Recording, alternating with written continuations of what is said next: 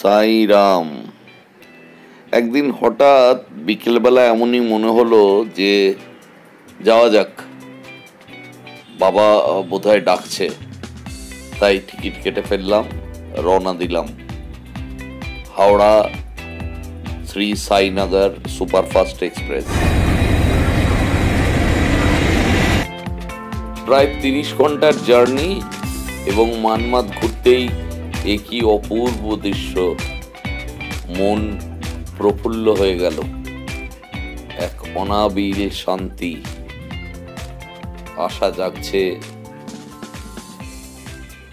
এবার আবার পা দেব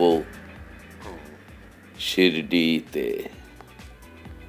পৌঁছে গেলাম অলৌকিকভাবে, একদম রাইট টাইম। 7:10 অ্যারাইভেল ছিল। পৌঁছে স্টেশনে দর্শন পেলাম শ্রী সাই বাবার। এক রাত থাকার ব্যাপার ছিল, তাই সাই ধর্মশালাতে অনলাইন বুকিং করেছিলাম।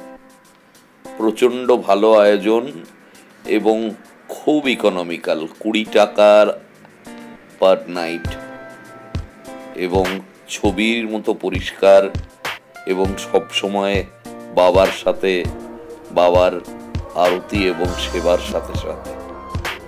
রাত 10টায় সেজ আরতির বুকিং ছিল। সমস্ত কিছু অনলাইনে বুকিং। আরতির বুকিং 400 টাকা এবং পরের দিন দর্শনের বুকিং 200 টাকা। বুকিং না করে এলে এই কম সময়ে বাবার দর্শন পাওয়া মুশকিল, অনেক বড় লাইন। তাই এটাই সবচেয়ে ভালো পথ।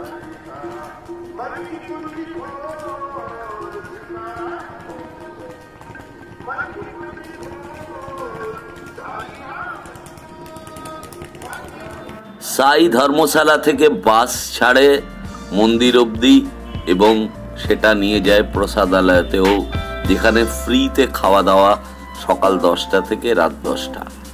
বাবার দর্শন হলো।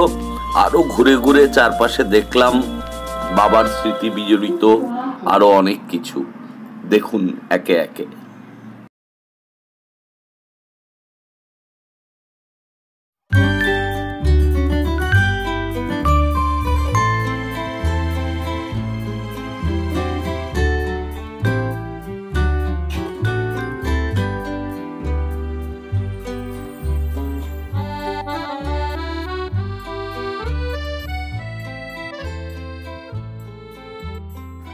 পরের দিন সকালেই তাড়াতাড়ি বাবার দর্শন করে চলে গেলাম শনি সিঙ্গাপুর এবং ফিরেও এলাম।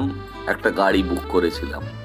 খাওয়া দাওয়ার অত্যন্ত ভালো ব্যবস্থা এবং দেখুন ফেরার সময় সঙ্গে এলো গোপাল, একজন ফ্যামিলির পূজ্য দেবতা। সত্যিই কি সৌভাগ্য। সময়টা কেটে গেল, পৌঁছে গেলাম হাওড়া। চোখ রাখবেন, পরের ভিডিওতে আবার দেখা হচ্ছে।